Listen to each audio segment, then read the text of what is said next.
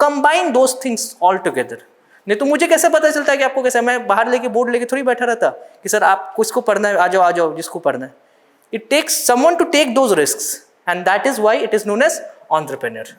Like small hotel, dhaba, या फिर transportation, तो शहर से लोकल वाला जो ट्रांसपोर्ट करते हैं गाँव के लिए, जो छोटा छोटा टैक्सी चलाते हैं, या फिर वो सब ग्रामीण सेवा and all those things. So these are part of non farming. Apart from that there are also cottage industries, अगरबत्ती बनाना, अचार, पापड़ and all those things, those are part of rural, ये लिख लेना, non farm economy, RNFE। Poor means absolute poor. There will be always poor in any economy. Those poor would be relative poor. In US also there are poors, but that does not mean poors of India and poors of US are comparable, because poors of US are relatively poor. Relative poverty वहाँ पे कि उनका एक income से नीचे है, तो उनको poor consider करते हैं। इंडिया में if you're not able to afford basic meal, basic housing, basic clothing, basic health care, you are considered as poor. So welcome to the NCERT class for economy section. So in NCERT for economy you have to start with class 9th. Class 9th NCERT. Class 9th NCERT has 4 chapters. It talks about a story of Palampur, then people as resource, then the third chapter is, I guess, poverty, and fourth is food security. So these are there are only 4 chapters, but when you start NCERT in class 9th, you'll see that the level of knowledge that it requires is higher as compared to other NCERTs, say polity, or you can say geography or something like that, because you have built upon your knowledge in polity, in geography, in history from class 4th, 5th, 6th, 7th, 8th, then subsequently to 9th. So by the time you reach 9th in geography or in any other subjects, you have developed some of these fundamentals. But when it comes to economics, it is the first touch, first flavor of economics as to what is economics. So 9th is one such particular book. Then comes the 10th. Then is the 10th book. So in the 10th class, you'll have growth and development. Then you'll have sectors of economy. Then you'll have money as one of the chapter. 4th, you'll have globalization, and 5th as consumer rights. So these are the 5 chapters in class 10th. So specifically for foundational, to have certain basic understandings, class 9th and class 10th would be sufficient to develop those skills before you go into those foundational education. So that is, these 9 chapters would ensure that you are knowing some of the basic concepts which are needed for economics. But as far as UPSC is concerned, when you talk about UPSC marking those questions, attempting those questions in prelims, in mains examination, you'll have to jack up from class 11th. So I'll just write over here. So class 11th has 2 books. One is statistics. You do not need to go into these things because that is more related to the economics part.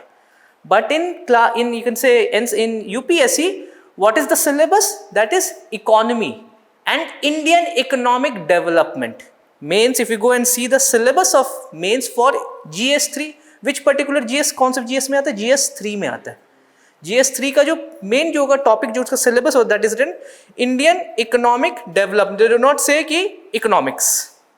It's not an optional subject. You have to read about the general studies. So it is 11th Indian economic development, or you can say straight away Indian economy. In Indian economy, there are 8 chapters in class 11th. But as far as for understanding, only 6 chapters are important. Because the last 2 chapters are comparison.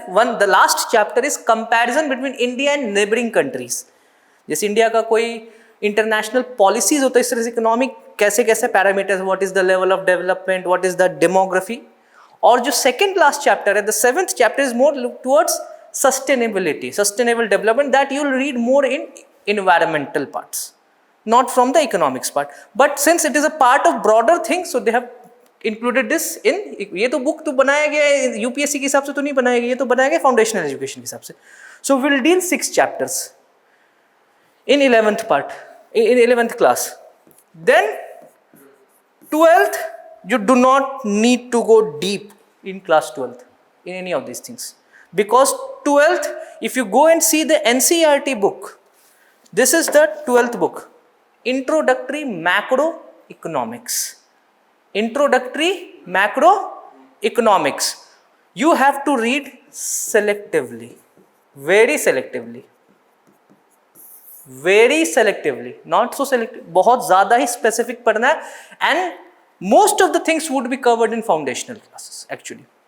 Because it would be very taxing. See, going to these concepts would be very taxing because you do not have those concepts. उसके लिए फिर foundational education चाहिए जहाँ पे hours of study requires more. You need to have that depth. So we'll limit some of those concepts specifically in class 12th part. We won't be going deep into it because time won't allow us, and it won't be very feasible to cover all these things in 4 classes. Specific, I'll just make sure कि what is to be read in this part from macroeconomics. And there's another book that is microeconomics, that is outside the scope of UPSC examination. So this is the flow. In the first class today itself we'll cover class 9th as a whole. Tomorrow class 10th. Then 11th and 12th would be done. You can say in 2 sections. We'll try to finish most of the things in 1 section, and some of them which is remaining would be clubbed with class 12th in the last class. So I'll have 4 lectures in NCERT. So make sure that, okay, we'll have all those things here also displayed, but you also bring your NCERT with you. So that would be very easy. I have highlighted most of the things. It would be very easy to you to understand those things. You'll feel कि sir ये कैसे हो रहा है, बहुत deep में कैसे. It would be very, मतलब बहुत ज़्यादा फिर वो हो जाएगा, elaborative हो जाएगा. So we'll have a flavor of it. समझ में आया ना? एक चीज़ को एक बार में कभी पूरा नहीं कर सकते हैं. It would be very difficult. It would be very difficult to cover every nitty-gritties of these things. I guess she has attended the foundational classes, so she knows that in economics it is very difficult to actually define all those things here only. So I'll make sure कि जितना भी होगा, it is up to you. ठीक है? So let's start. So this is the flow of the total syllabus that we'll be covering. If you want to write these things, you can write. I have just elaborated some of the things which is needed. ठीक है? जल्दी जल्दी लिखो and be sure what is to be read. You make sure कि इसको तो very selectively.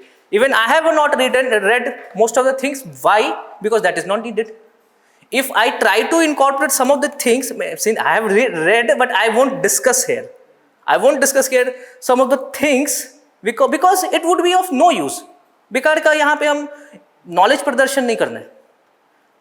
Knowledge प्रदर्शन नहीं करना है. जो आपको चाहिए वो रिक्वायरमेंट होना चाहिए, क्योंकि एनसीईआरटी आपको पार नहीं लगाएगा. It's all about the foundational education. एक 100-90 घंटे की क्लासेस जब तक आप नहीं लोगे, it would be very difficult. But NCERT will कि जब तक आप फाउंडेशन में बैठोगे ना तो आपको लगा हाँ पीछे का याद है सब. ठीक है?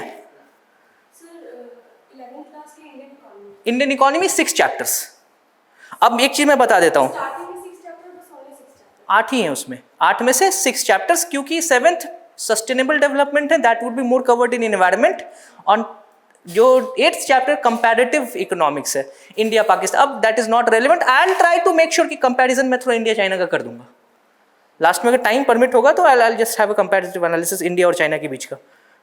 देखो, और make sure whenever you come across data, don't rely on the data क्योंकि data keeps on changing. You need to be updated in the data part. तो जितना data आएगा, I'll make sure whatsoever I remember because it's so dynamic. Economics is so dynamic. It keeps on changing year on year, not even year on year, quarter on quarter.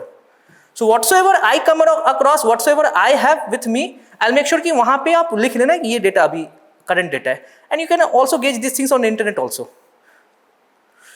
ठीक है. So this ये जो current है वो 2019-20 का data लेके चल रहा है, अपडेटेड नहीं रहता है. वो 2023-24 का डेटा फिर वो अगले से 4 साल 3 साल के बाद वो रिप्रिंट करते हैं, जिससे they update the data. Very selective because it's macro economics. Economics is a theory. हमें थ्योरी नहीं पढ़ना है, वो थ्योरी नहीं पढ़ना है. Marginal propensity to consume, imputed cost कैसे निकालते हैं, टोटल कॉस्ट, टोटल रेवेन्यू, ये सब नहीं पढ़ना है. फिर अगर हम उसमें डीप जाएंगे वो यूजलेस है, वो आना ही नहीं है कभी, क्योंकि इट्स ऑल अबाउट इकोनॉमिक्स. वो पढ़ना है जो यूपीएससी में आएगा. ठीक है, स्टार्ट करें. ओके चलो, ये तो सही है. इट्स गुड कि अब फेस टू फेस में, but make sure you also have your NCERTs with you. Class 9th will cover it today. थोड़ा कोशिश करूंगा कि 11 o'clock तक खत्म करने की. So it starts with the story of village Palampur. अब देखो पहला ही लाइन क्या लिखा हुआ है, it's a fictitious story. So it's a hypothetical village. They say that the story of village Palampur. अगर पीछे करो the chapter the story of village Palampur. बोला क्यों पालमपुर क्या लिया कि एक ऐसा, जैसे कि पंचायत सीरीज देखा होगा ना, एक फुलेरा गांव का बना दिया, एक फिक्टिशियस टाइप का. एक्चुअली है वैसे, लेकिन बना दिया स्टोरी कैसे पंचायत में कैसे चलता है. टू मेक श्योर, क्योंकि 9th के बच्चों के लिए पढ़ाना है, to make sure that they understand, since most of those students have some way और द अदर रूरल बैकग्राउंड. कहीं ना कहीं रूरल कनेक्टेडनेस रहता है. So that becomes very easy for them to analyse thing. हाँ वो देखा था, हाँ ये सही कह रहा है, ये था. To have those comparison getting drawn. तो उसने बोला चलो why not to rather than creating core concept start करना, एक स्टोरी बना देते हैं, उसके हिसाब से वो फ्लो बनाएंगे. So this particular chapter talks about rural economy. You can write on this. This chapter talks about rural economy and India's economy largely up till 2029 or 2030 would be largely rural economy because most of the population, I'm not talking about the total income कितना generate हो रहा है. Income देखो, there are 2 types, rural and urban. You know this things, rural and urban. Definition होता है rural economy, definition major economic activity. Rural economy का definition ये होता है, major economic activity is agri और related activities. So if you say, if anyone says what is a rural economy, वो बोलना नहीं सर वो जो गांव होता है खेत, वो बोलना major from the parlance, from the economics definition, rural economy is something where majority of the economic activity is technically what you can say agri based. या तो वो pure crop cultivation कर agro based होगा, या तो वो allied sectors होगा. We'll talk about this कि livestock farming कर रहा होगा, bee keeping कर रहा होगा. It is more related to agriculture. ठीक है ना. एग्रीकल्चर खाली क्रॉप नहीं होता, बहुत से चीज होता है. एग्रीकल्चर में खाली हम धान गेहूं नहीं उगाते, there are many other things also. Dairy farming is allied activity which is connected with agriculture only. You got that. And what is an urban economy? Majority of the economic activities non farm economy. Non farm economy. So urban you can write non farm economy. अब बोलोगे कि दिल्ली में कहीं देखो किसी को कि खेती करना स्टार्ट करे, वो तुम यमुना बैंक्स के आसपास देखोगे, यमुना बैंक से. But that is no a portion. क्या होगा? 1% ऑफ इंडिया दिल्ली जीडीपी. 1% भी नहीं होगा, 0.5% होगा. अगर टोटल वैल्यू निकाले और इंडिया का, दिल्ली का टोटल जितना इनकम जनरेट हो रहा होगा उसमें 0.5% भी नहीं आता होगा. यू गॉट दिस थिंग ना. तो वो अर्बन इकोनॉमी इस तरह से डिफाइन होता है. Although census defines it in a more systematic manner. Census का होता है कि 20,000 पॉपुलेशन होना चाहिए, इसमें से 75% engaged in non farming activities rural economy, और जो इसमें नहीं होता है वो अर्बन इकोनॉमी कहते हैं. Don't go deep. फिर वही बोला, इतने डीप में जाओगे तो फिर ये एसेंस मिस हो जाएगा. अभी आज हमें ब्रॉडर पढ़ना है, डीप नहीं पढ़ना. डीप पढ़ने जाओगे तो फिर it will take, this chapter only will take at least 2 hours. ठीक है. So these production activities need various types of resources. So what I'm saying कि farming is the main activity in Palampur. So जहां भी पालमपुर थोड़ा दिमाग में erase कर दो, बोलो in rural India. पालमपुर जहां वर्ड दिख रहा है उसको दिमाग में इरेज करके बोलो rural India. तो farming is the major activity in rural India. You've got your note sheets. एक note sheets आ गए हैं क्या बंटी जी? नहीं आए? दे दीजिएगा लास्ट में एक क्वेश्चन. अब क्यों लिया? So these production activities need various types of resources. अब कोई भी इकोनॉमिक एक्टिविटी होता है ना तो उसमें कुछ रिसोर्सेज तो चाहिए होगा. फार्मिंग भी है तो फार्मिंग कैसे करेंगे? You will need certain resources. Which are those resources? Some of them could be natural resources, some of them could be man made items, as well as money needed and human labour. ये सब चीज मिलेगा तभी तो farming में क्या क्या देखते होगे? पैसा के लिए, सामान खरीदने के लिए पैसा, पहले जमीन चाहिए. हवा में तो फार्मिंग में जमीन चाहिए, उसके पैसा चाहिए. ये सब चीज के बाद we can make sure these things. ठीक है.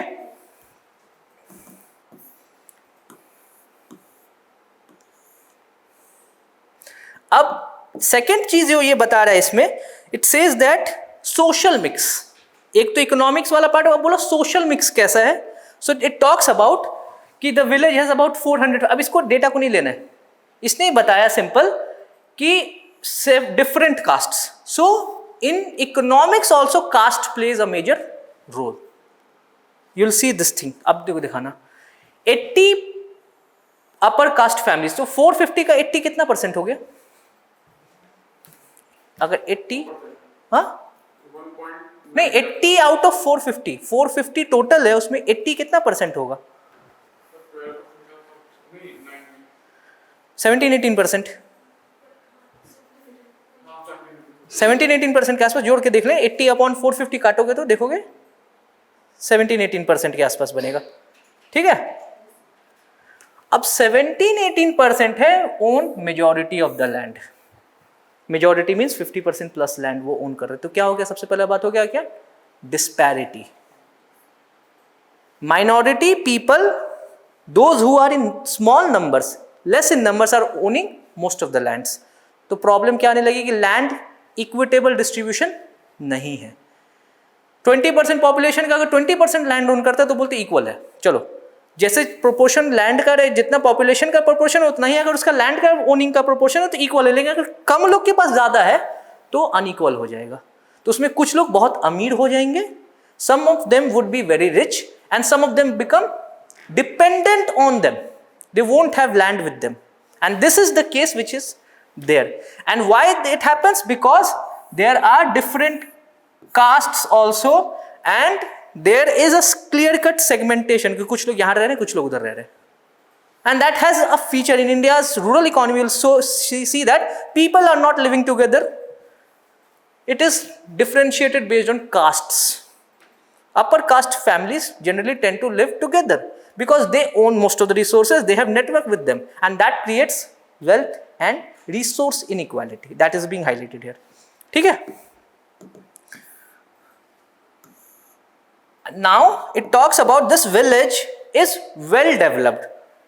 It's well developed. Why? Because it has well developed roads, transport, schools, education, everything is there. So it gives a picture of a self-sufficient village. It gives a picture of a self-sufficient village. And farming is the major activity. In India also, if you define rural India, that is farming as a major activity. Now comes the economics part. This is the core economics. As I told you, to do farming, what all are the things that we need? What all are the things? Land, manual labor, then money, and other thing is combining these resources together. If you have lands at some place, if you have labor distributed, say suppose land is there in Punjab, labor in Bihar, money is there in Gujarat, but you want to have this farming activities, the place where land is Punjab में होगा ना, उस land को उठा के तो बिहार नहीं ले जाएंगे. So you need people who are ready to take the risk. Okay, we will try to combine these together. हम वो बस अरेंज करेंगे, टिकट्स अरेंज करेंगे so that people from Bihar those laborers can be hired, can come and migrate to Punjab. We will ensure that the banks which are there, which have most of the deposits from Western India like Maharashtra or Gujarat, वहाँ के लोगों का पैसा जुड़ा हुआ है, will make sure that we will ask those banks, okay, you give us the capital because we want farming activities in Punjab. So we want such people who have these abilities to take the risks, and these are known as entrepreneurs. These are known as entrepreneurs because they know that someone has to take the risk, na? Then how can कि मैं यहाँ पढ़ा रहा हूँ, आप यहाँ बैठे हो, that person is actually making sure that everything is arranged in a systematic manner. How is it possible? Because some person is taking, the owner of this institute has taken the risk to combine those things all together. नहीं तो मुझे कैसे पता चलता है कि आपको कैसे, मैं बाहर लेके बोर्ड लेके थोड़ी बैठा रहता कि सर आप किसको पढ़ना है, आ जाओ जिसको पढ़ना है. It takes someone to take those risks, and that is why it is known as entrepreneur.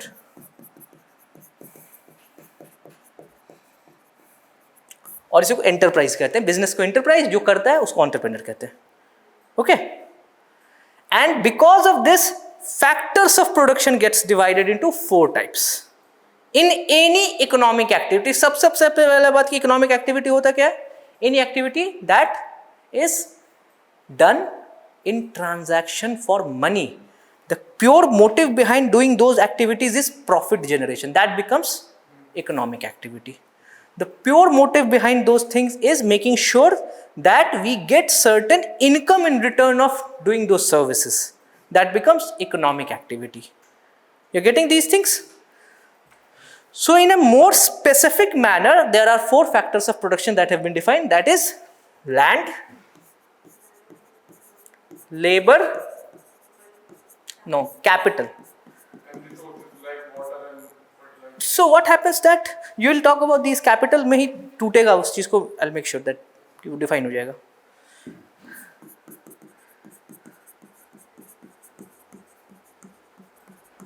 अब ये 4 चीज कहीं भी चाहिए. So you told कि हमें water, fertilizer, seeds and all those things we need. We make sure that we include these things in capital. अब capital को ना 2 तरीके से तोड़ देते हैं. बिकॉज एक तो लैंड हो गया. Land is the place of business. Farming का वर्ड्स यूज किया गया because we can connect. So when economics was being developed in 1700s and 1600s, economics कल का सब्जेक्ट नहीं है, 300-400 साल पुराना सब्जेक्ट है. 1600-1700 से इट मेड श्योर कि 1750 से धीरे धीरे आके 1930 में जाके क्रिस्टलाइज हो गया. It became a more systematic, words specified हो गया. But if you go and see what was the major economic activity during those times, 1700s का सबसे major economic activity क्या था? Farming. So whatsoever terminologies which got evolved or got crystallized has been borrowed from farming itself. But that is applicable to any other sector also. तो कहीं भी land, labor, capital, entrepreneurship ही चलता है. अगर आप metaverse की भी बात कर लो, वहां भी उसी तरीके से बात करेंगे. अब वहां पे वर्ड को तोड़ देते हैं कि ये जो है ना, लैंड की जगह पे बोल देते हैं फिक्स्ड असेट्स. थोड़ा ज्यादा रिफाइंड. क्यों लैंड वर्ड तो फिर बोलेगा सर लैंड तो यूज नहीं, virtual fixed assets, variable assets, fixed assets, इस तरह से define. But the more common thing is land, labour, capital and entrepreneurship.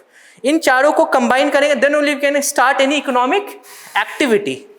Any economic activity. And in Palampur also we have these things available in any here also. Land is this place, labor is I'm doing these things, capital, the money which has been invested because of these, there are certain capital, will define this capital को 2 part में तोड़ेंगे. And entrepreneurship, whatsoever profits or whatsoever in generation of things getting generated for the company. Got that? हर जगह applicable है. Land, fixed assets, ठीक है, fixed. Labor, manual, ठीक है ना. AI आ जाने से फिर वो कैपिटल का पार्ट हो जाता है. मैनुअल लेबर की बात करते हैं यहाँ पे. ह्यूमन लेबर चाहिए. Capital is defined in 2 ways. अब कैपिटल को क्या तोड़ दिया गया है ना,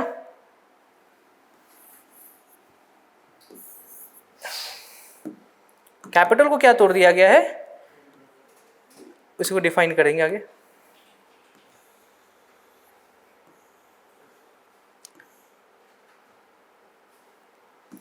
कैपिटल को तोड़ दिया गया है fixed capital and yes working capital. क्या होता है कॉमन चीज? देखो लाइन बाय लाइन जाने में तो पता चलेगा 2-4 बज गया एक ही चैप्टर में, क्योंकि फिर इकोनॉमिक्स में तो ये चलेगा यार, वो भागा नहीं सकते किसी भी तरीके, आगे जाके भागेगा थोड़ा, ये मेन है, ये एसेंस है इकोनॉमिक्स का। Fixed capital and working capital for farming, I am just taking to farming because we are talking about rural economy, okay, we are talking about rural economy. For farming as a business, what could be the fixed capital? No, no, this is the only thing कि आप land को capital समझते हो।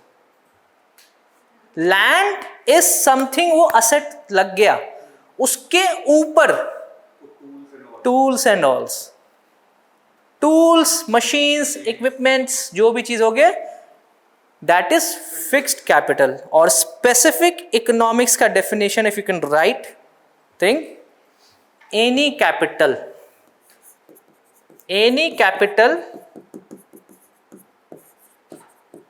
which does not get transformed,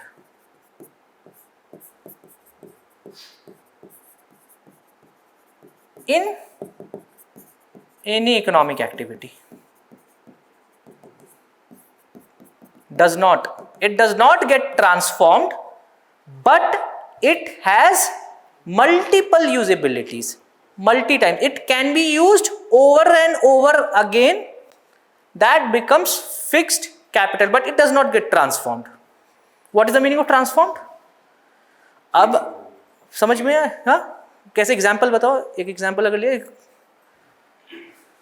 मान लीजिए अगर जो kettles हैं, जैसे जो मतलब बैल वगैरह, तो ट्रांसफॉर्म नहीं हो सकते, वो उनके मल्टीपल यूजेस हो सकते हैं, खेत जोतना या नहीं, एक इसको बेटर सही से, हल से फार्मिंग कर रहे हैं तो हल वापस हल ही दिखेगा बाद में, वो ऐसा नहीं है कि चेंज हो चुका रहेगा। लेकिन फर्टिलाइजर से बाद में पूछोगे फर्टिलाइजर कहाँ चला गया, बोले नहीं पता कहाँ चला गया, लेकिन हमारे पास एंड प्रोडक्ट क्रॉप है, उसके अंदर ट्रांसफॉर्म हो चुका होगा वो। So the thing that gets transformed is working capital. और उस दोनों चीज को हम मॉनेटरी टर्म्स में कहते हैं, इसलिए उसको कैपिटल वर्ड यूज करते हैं।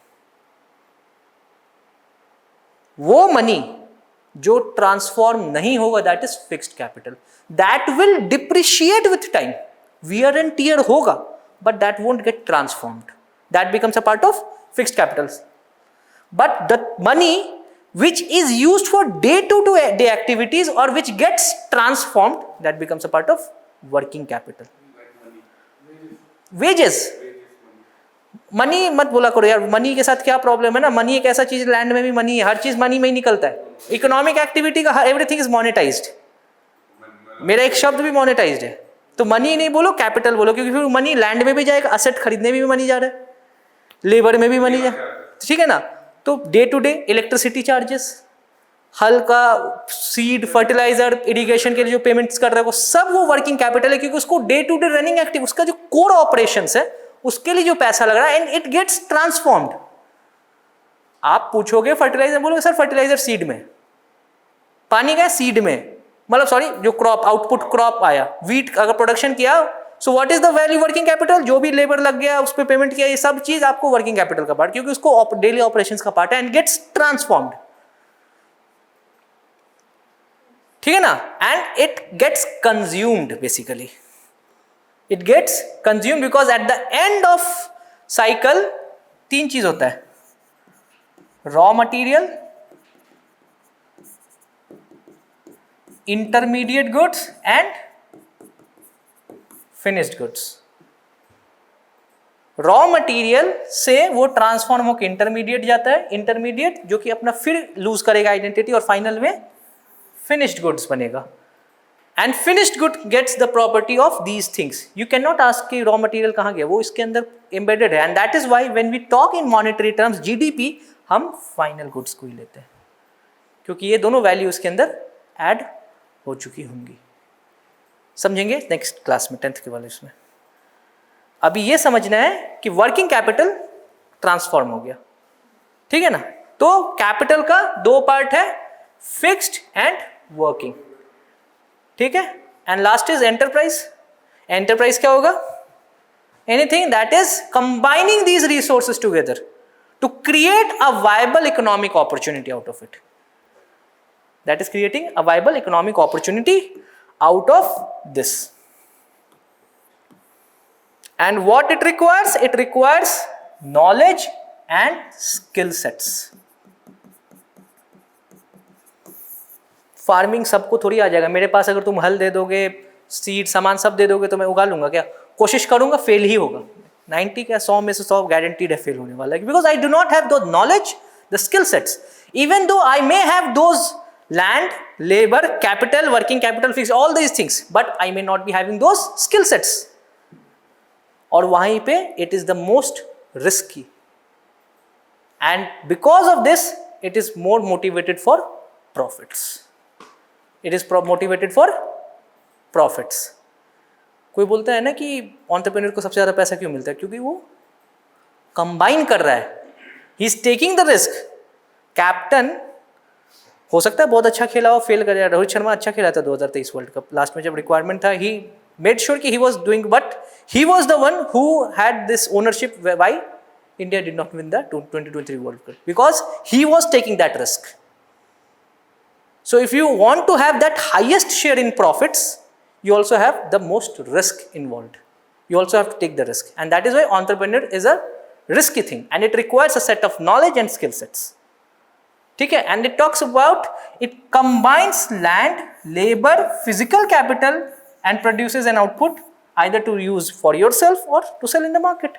अगर कम होगा तो for अपने पहले कंजम्पशन करेंगे, फिर बाद में सरप्लस ही सेल करते हैं. Got that? And in this chapter now we'll talk about one by one कि अब एक एक चैप्टर, एक एक का रिक्वायरमेंट क्या है. ठीक है. And this is what we call as factors of production. Factors of production. जो factors which is needed, those factors which are needed to create a viable economic activity. You can connect it with farming, you can connect it with any other sectors. Now we'll talk about individually land, labor, capital, enterprise. Land में क्या था, labor में क्या था, capital. ठीक है. So land is fixed, obviously. Land is fixed, and that is why it is known as fixed asset. Land is a fixed asset, and it talks about it is saying a picture about India itself. Correct. Palampur को हटा के India सोच लो. 75% of people who are working are dependent on farming for their livelihood.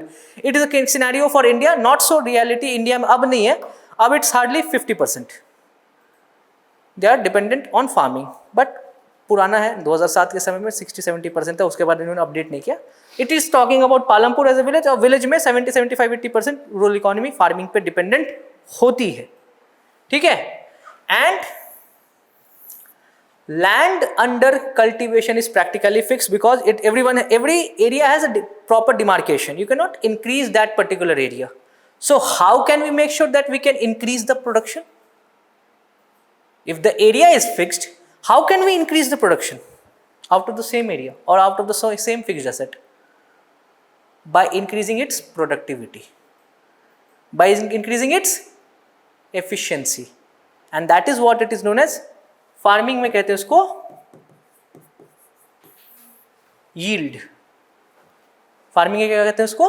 Yield. जो efficiency पढ़े होंगे, efficiency output upon input is what we call efficiency.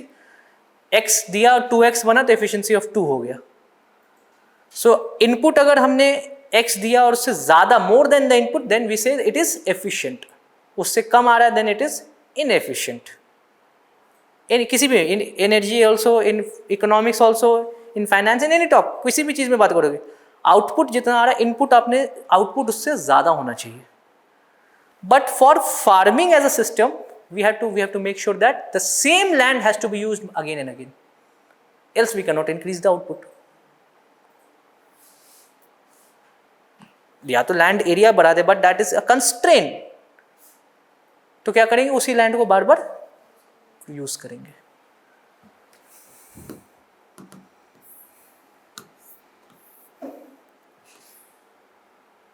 ये average दिया है कि कुछ एरिया को वो कोशिश करते हैं कि वेस्ट लैंड है, and that is how India also does it, कि कुछ area those land which are generally not getting cultivated we try to transform them. This is one way of increasing the productivity. कुछ तो waste land होगा उसमें थोड़ा सा systematise करेंगे and we can increase the productivity. Other way क्या हो सकता है, we can go for multiple cropping. We can go for multiple cropping, and in India there are 3, technically 2 होते हैं बट समटाइम्स 3 समटाइम्स 4 भी होते हैं क्रॉप्स सेम लैंड पे. So the first is rain. It starts with this. देखो India का agriculture starts with from 1st of July. India का जो ईयर स्टार्ट होता है agriculture perspective, it starts from 1st of July, the period when monsoon covers whole of India. When we say kharif production has started, and this is what we call as kharif. Then at the end of September we harvest those crops. 90 days 120 days harvest करते हैं, and there's a period of say October and November where we also cultivate a transitory crop. Not so in every area, but somehow we can squeeze those times, but it depends on monsoon. If monsoon is timely and well spread out, then we get this window to cultivate another thing. जैसे वहाँ पे ना कभी कभी tomato cultivation होता है इस period में. हाँ, गेहूँ तो बाद में आएगा. अभी गेहूँ बाद में आएगा. गेहूँ आएगा जनवरी में. हाँ, रबी में आएगा. ये एक ट्रांजिटरी पीरियड है, लेकिन अगर बारिश अच्छी नहीं हुई है तो ये पीरियड लॉस हो जाता है. And this is happening with India. India में क्या हो रहा है ना, monsoon is getting delayed. It is shifting towards more of October, and we are losing out on this particular period because of climate change. तो एक तो multiple cropping का एक पॉइंट का, and that is why tomato prices, you have seen this, tomato prices फिर से उठना start हो गया, because they know that this year also because of excess rainfall they won't be able to cultivate this period in that period. तो tomato वो तो presumptive है ना, इकोनॉमी इस पर चलता है कि आगे क्या होने वाला है.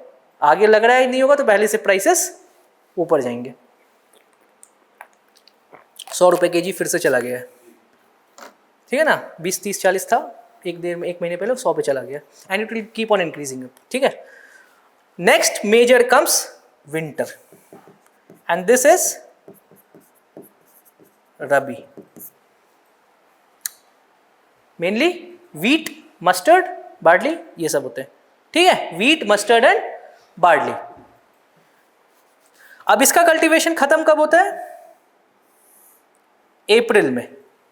और अप्रैल के बाद फिर मार्च एंड अप्रैल में कल्टीवेशन हार्वेस्टिंग हो जाती है. अब इसका main, then we have also again we have transition period. तो वहां पे कुछ क्रॉप प्रोडक्शन करते हैं, मेनी अदर क्रॉप्स. तो इस तरह से we keep on using, and this pattern is known as multiple cropping. This is known as multiple cropping, cropping the same land over and over, one after another. अगर same at the same time होगा, it is known as mixed cropping. At the same time, if more than 2 crops are getting grown, it is known as mixed cropping. And if it is in more systematic manner, that mixed cropping is also known as intercropping. One is multiple cropping,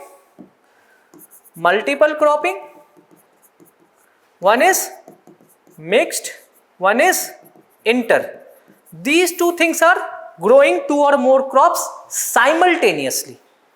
In a systematic order, it is known as intercropping. In a more mixed, किसी particular orientation में grow नहीं कर, it is known as mixed cropping. If it is one after another, एक crop in one season, then another crop in another, like Rabi Kharif, it is known as multiple cropping. And there's another thing that is known as mixed farming. What is mixed farming? One is multiple cropping, one is mixed cropping and intercropping. Both are interrelated concepts. And the third is mixed farming. When you grow crop and also do certain livestock production. Like crop भी grow कर रहे हैं, साथ में fisheries, aquaculture भी कर रहे हैं साथ में. और डेयरी फार्मिंग साथ में करना स्टार्ट कर दिया और पोल्ट्री भी करना स्टार्ट कर दिया साथ में. एट सम पोर्शन एक बड़ा सा लैंड में 90% agriculture and 10% livestock farming. It is known as mixed farming. Got that? So here we are talking about only multiple cropping. So it talks about that 3 crops in a year Palampur में define किया गया है and this they are talking about multiple cropping.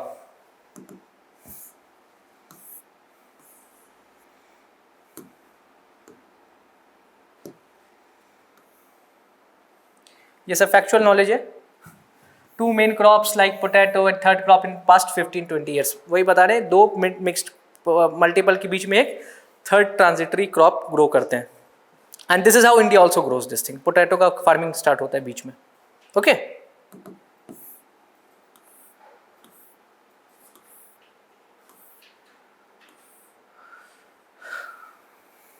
So I told you कि what is yield. So yield is measured as crop produced on a given piece of land during a single season. एक area में output कितना हुआ for a given unit of land पर एकड़ per hectare. what is the output that is getting generated? It is known as yield. And how to increase the yield? By ensuring modern farming methods. Modern farming methods using fertilizers, high quality seeds, electricity, irrigation. Fertilizers, high yield variety seeds or high quality seeds, irrigation and electricity. ये चारों जब combine करेंगे the same piece of land would grow more crops. And this is it is getting, and this is the cornerstone for green revolution. It said that we have land as a fixed thing. We are using traditional system, traditional setup में grow कर रहे हैं. Where we are using manures, we are using normal tools, cutting tools use कर रहे हैं. Why not go for those modern equipments? Why not ensure irrigation facility? If irrigation is ensured, we are not dependent on monsoon. And why not ensure good quality seeds? जहाँ पे अगर seeds का certified seeds use करेंगे the output would be more. It is a tested thing. So we know that this particular seed would have this much area. अगर इस area में grow कराते seed को सो करते हैं that would increase the production. And combining this factor was the main foundation for green revolution. तो green revolution पे कभी भी कोई पूछे HYV, fertilizer, irrigation and another thing is ये 4 चीज थे इंश्योर किया था. To increase the, what was the aim? To increase the yield out of the same unit of land. To increase the yield out of the same unit of land. But obviously कुछ positives तो थे. What were the positives? We'll talk about these things. 3 times increase कर गया. 1966 में start हुआ था और by the you can say 2010 तक हमारा 3 गुना हो गया फूड प्रोडक्शन. बट नेगेटिव्स भी हैं. What are those negatives? वो पालमपुर के हिसाब से डिफाइन किया. वो नेगेटिव था plenty of water that led to groundwater depletion. Groundwater depletion. Then use of chemical fertilizers that lead to environment degradation and soil natural fertility got lost.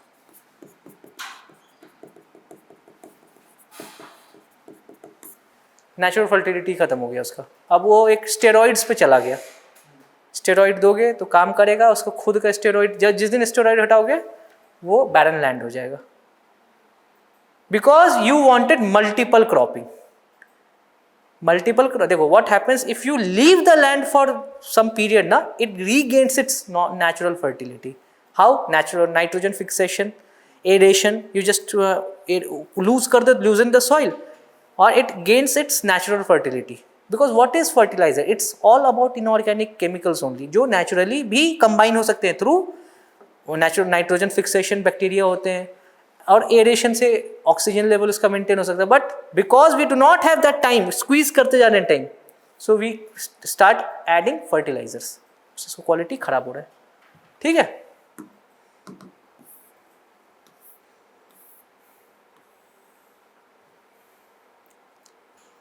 It talks about कि yield देखो कितना ऊपर जा चुका है, and this is the reality, correct value है अभी 1300 kg per hectare. Hectare is 2.5 एकड़, 1 हेक्टेयर इज 2.5 एकड़, अगर एकड़ में समझते हो तो. अगर एकड़ में नहीं समझते हो, मीटर स्क्वायर में समझते हो, 1 हेक्टेयर इज 10,000 मीटर स्क्वायर. ठीक है, 10,000 मीटर स्क्वायर. तो पहले लगभग 2.5 टाइम्स हमारा प्रोडक्टिविटी इंक्रीज और yield increase. Why? Because all thanks to high quality seeds, fertiliser and green revolution के जो इनपुट्स थे. But still we have certain issues जो मैंने आगे बताया है. Will the land sustain? No, because of loss of soil fertility. We are talking about the natural fertility. At the same time depletion of water table, and that is a peculiar feature in Punjab. Ground water table बहुत नीचे जा चुका है वहाँ का. वो barren land है basically. It is being grown. वो 50-60 साल में हमने उसको बैरन कर दिया है.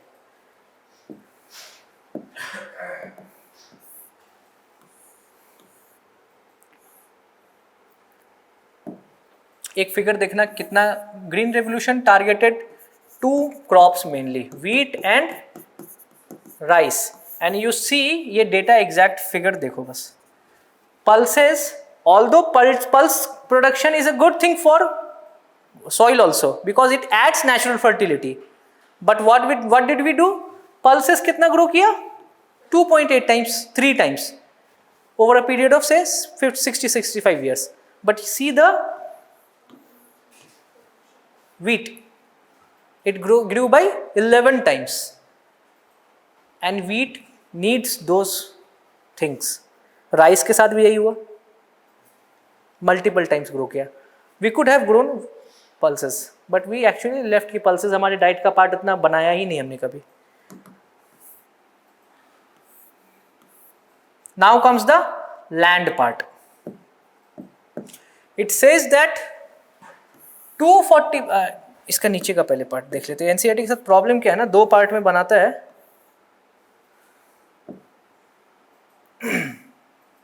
आई टोल्ड यू 450 में उसने बताया था 17% आर लार्ज, मतलब कि हाई का upper caste. And technically in economic parlance upper caste means they are land owning class, they are owning the land. But 150 और 33% of them are landless. They are landless laborers. So what would they do? How can they earn money? By working on someone's other's land. दूसरे की जमीन पर काम करेंगे. But if you have surplus of anything and less of demand, more of supply, the price goes down. More of supply, less of demand, the price goes down. For labor, if there is more supply of labor than demand of labor, what would it do? The labor cost would go down, the wages would go down, क्योंकि एक काम के लिए 4 labour खड़े हैं. And what it will do? It will bring down the wages. And who would be hit hard? Those landless laborers. They would be hit hard because they do not have any skill sets. They are only dependent on someone's other's land. This is an issue with Indian agriculture also, and we'll talk about this thing आगे. ठीक है. अब इसमें define किया गया है कि 240 cultivate on small plots of land. In India, the agriculture is divided into 3 types. 1 to 2 hectare, 2 to 10 hectare, and more than 10 hectare.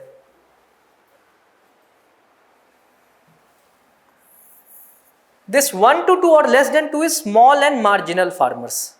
They do not have so much land which can generate surpluses. उनके पास उतना land होता ही नहीं है, ठीक है ना. They only grow which can sustain their own needs. These are somewhat medium farmers, but these are the large farmers.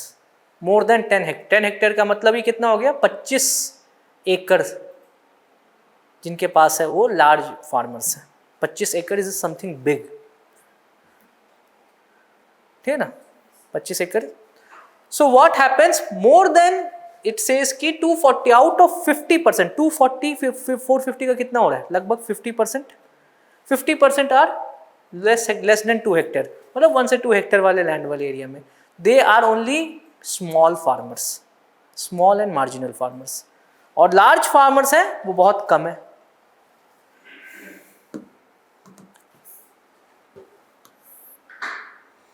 And there is a peculiar feature in Indian agriculture also, that is fragmentation of land holding. Fragmentation of land. In India we have patrilineal society.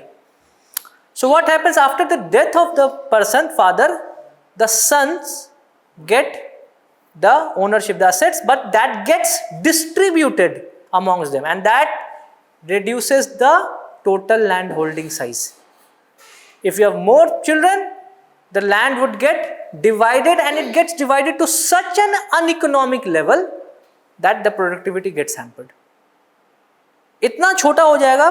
देखो, एक family के पास 10 एकड़ land है, that is huge, but वही अगर 5 लोगों में but के 2-2 हो जाएगा ना, तो वो कम प्रोडक्शन करेगा.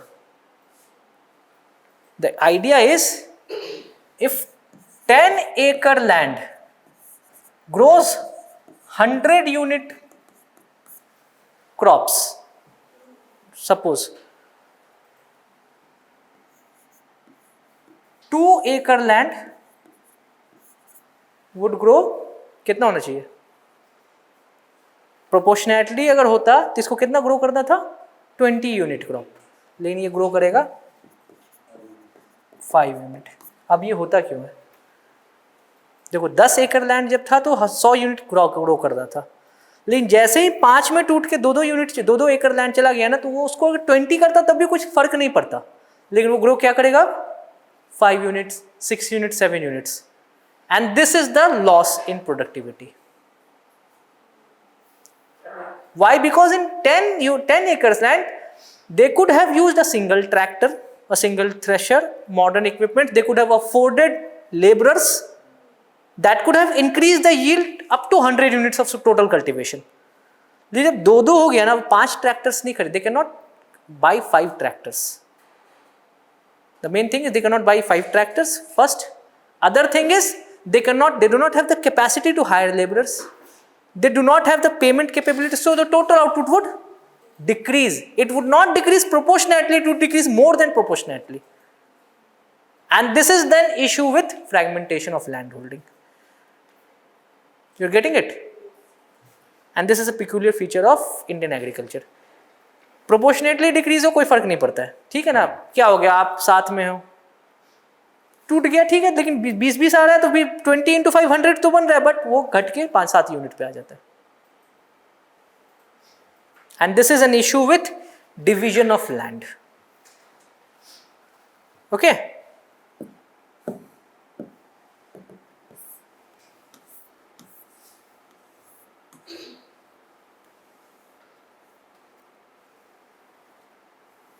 अब इसी में दिखाया गया कि 60 family of medium and large farmers who cultivate more than 2 hectares of land, and few very large farmers who cultivate more than 10 hectares. वो बहुत कम होते हैं, and they are rich farmers. They employ many of those small landless laborer onto their farms. Now comes the labor. In this nutshell, the labor says For small and marginal farmers, they work on their own field because they do not have surpluses to hire labor. और उनके पास अपने होते हैं. But for large farmers, they hire the services of landless laborer. Landless laborer work on the farms of those large farmers.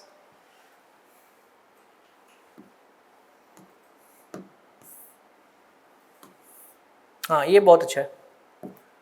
If you see, this is the medium and large farmers. More than medium large का मतलब यहाँ पे हो जाता है more than 2 hectare. I told you 1 से 2, 2 से 5, 10, ठीक है ना. ये 2 हेक्टेयर से कितने हैं? 15% है. लेकिन इनका टोटल एरिया कितना है इनके पास? 55%. And this is unequitable distribution of land. इसमें भी अगर एक और फार्म जाओगे ना, लार्ज फार्मर्स 5% है और वो लगभग 30% लैंड ओन करते हैं. 30% लैंड,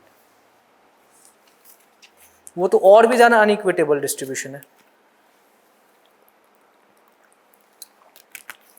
ठीक है. And this is how if the main thing land gets unequitably distributed, it creates multiple issues. Wealth inequality हो जाता है, सबसे बड़ा बात है.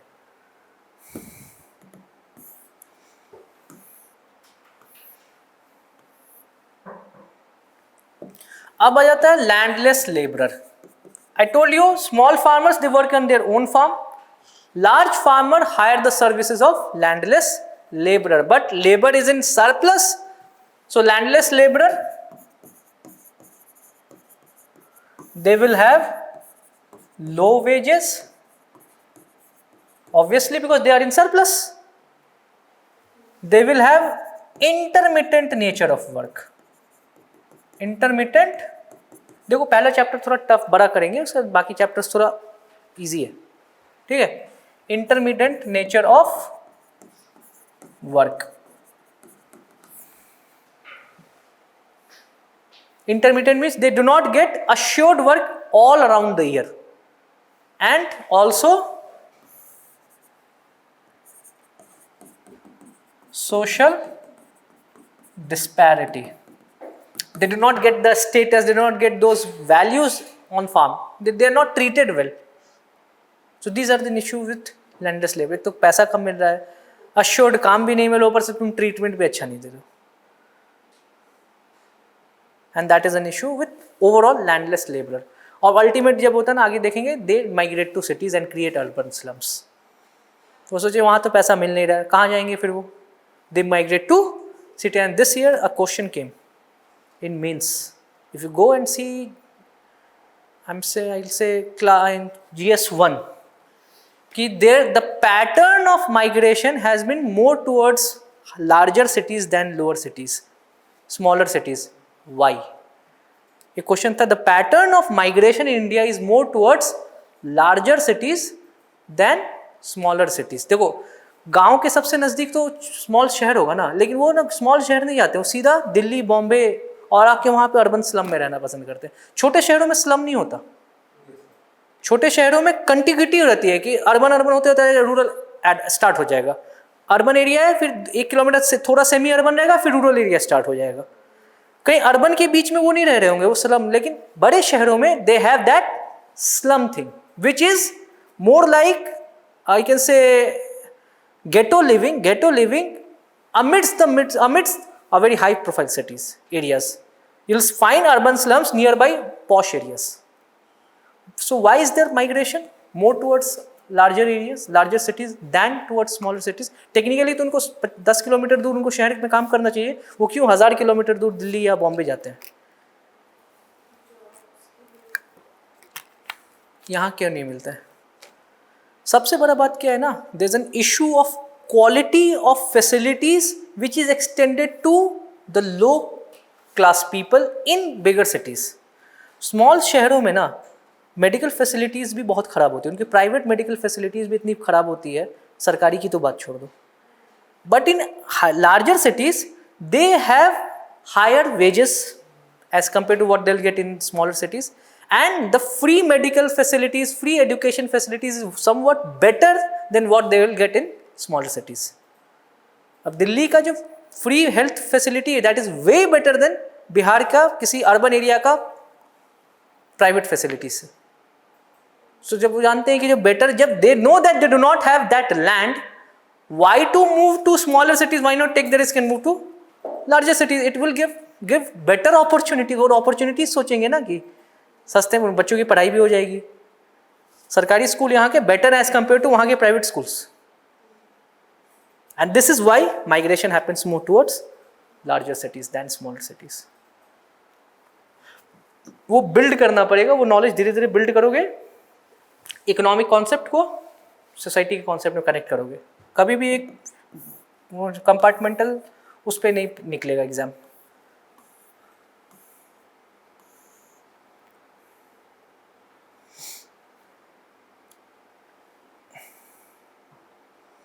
सो I told you these are the things which are being written कि जो लैंडलेस लेबरर होते हैं they do not get regular work, they only get work for sowing season में होगा, हार्वेस्टिंग सीजन में होगा, that's it. In that period they go for casual work.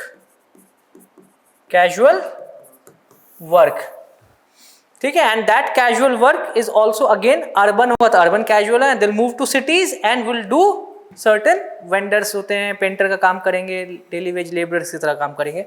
and that is an issue with India because agriculture cannot absorb excess labor. वहाँ पे जितना requirement उतना ही रहेगा ना, जबरदस्ती थोड़ी यूज कर लेगा. और this is an issue in India.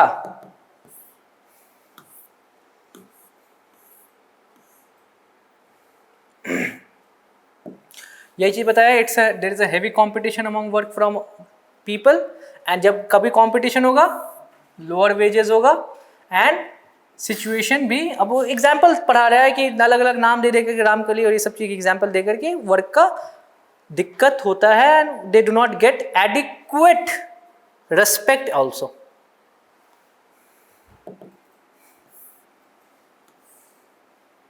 एक एग्जाम्पल यहां दिया था कि Savita has to promise on his work for farm labour during with ₹100. ठीक है. अब इस कारण से क्या हुआ,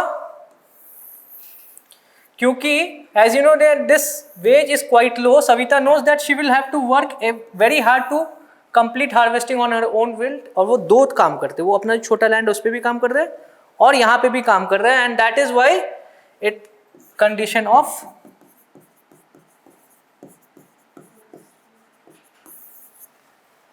what is forced labor? You are required to work more than what you are getting paid. ठीक है.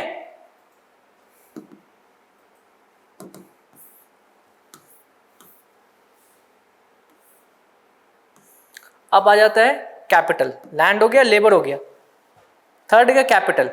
Capital technically small and marginal, they go for money lenders. They go for money lenders or informal sources. Why? They do not have their own savings. They do not have their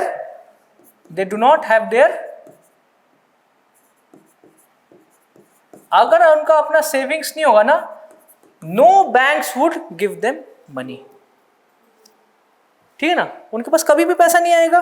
so technically if you talk about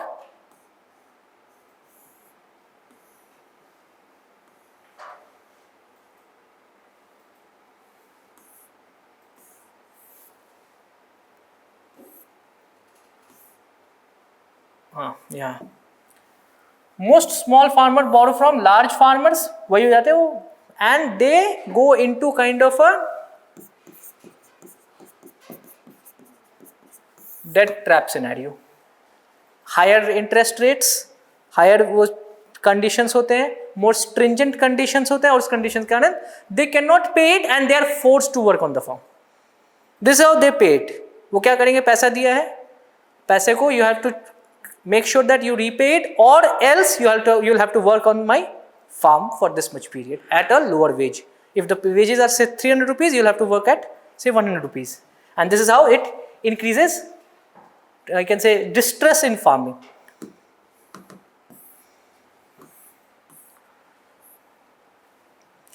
or medium and large farmers have their own savings.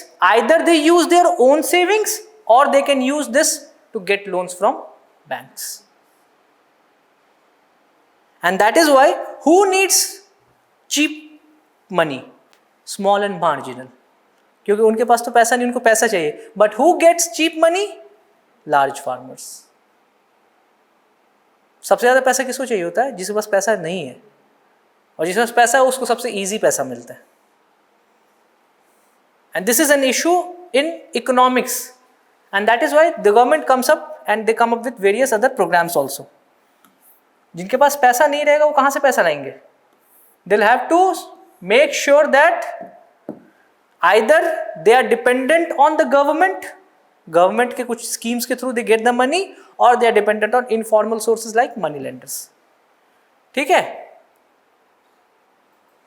इसी तरह से example दिया हुआ है, Tejpal Singh had put most of the money in his bank account and he also used the same money to arrange for the working capital, means seeds fertiliser for next season. And this is how for large farmers it is a sustainable system rather than for smaller farmers.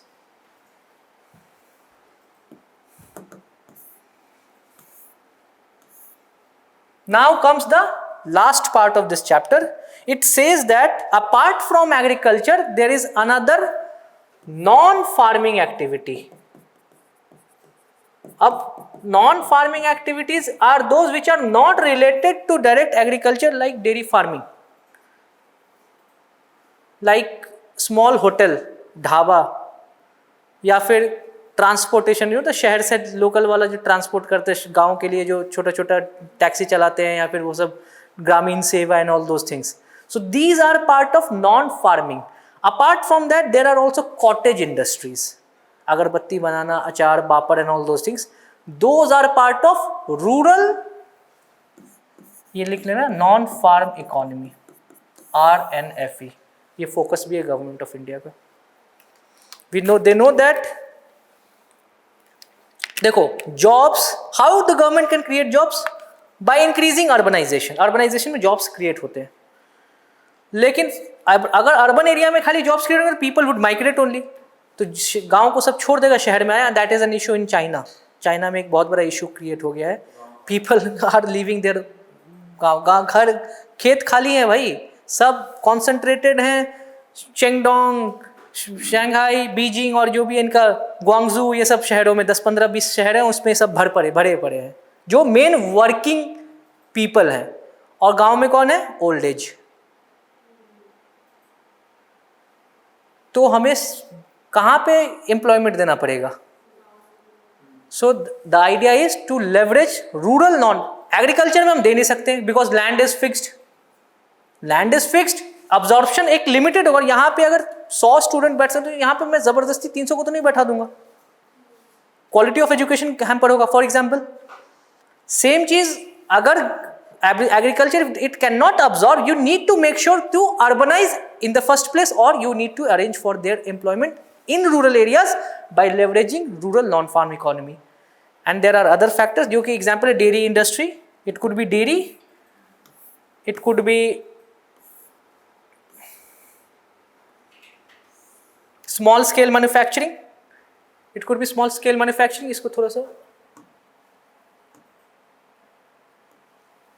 Small scale manufacturing वही बता दिया. जैसे अगरबत्ती, पापड़ and all those things.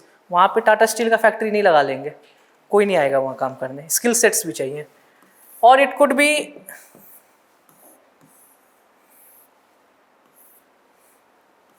Transport, small shopkeepers, transport facility, bosses. And that is why what happens if there is certain infrastructure that gets developed, जैसे airport आया वहाँ पे, या कोई रेलवे स्टेशन आया ना, there are different transportation facility which gets developed.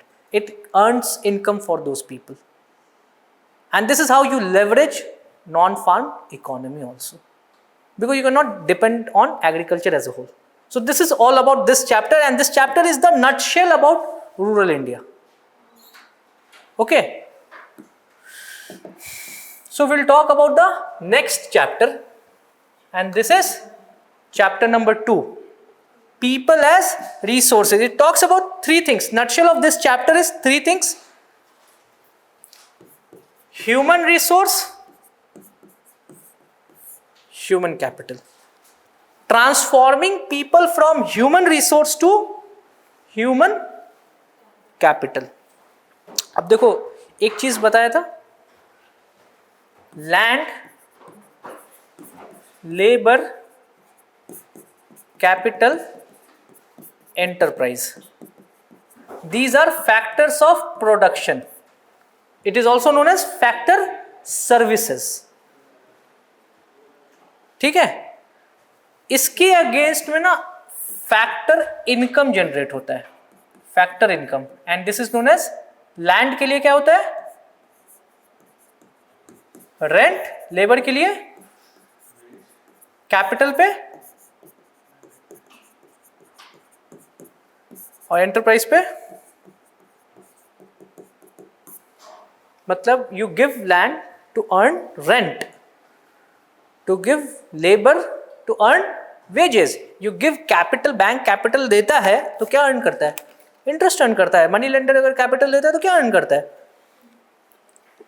मतलब उस पर कुछ ना कुछ एड ऑन्स जनरेट, और एंटरप्रेन्योर काम करता है तो क्या, what is the factor, motivating factor? Profits. It is driven by profit. And this chapter talks about human resource and human capital. Human resource, there are three. इससे भी उससे ऊपर आ जाओ.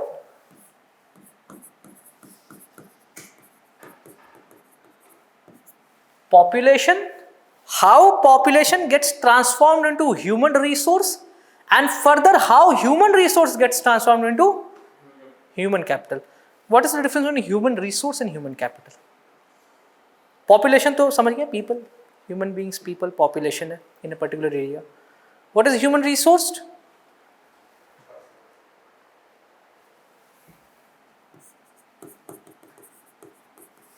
Educated and healthy.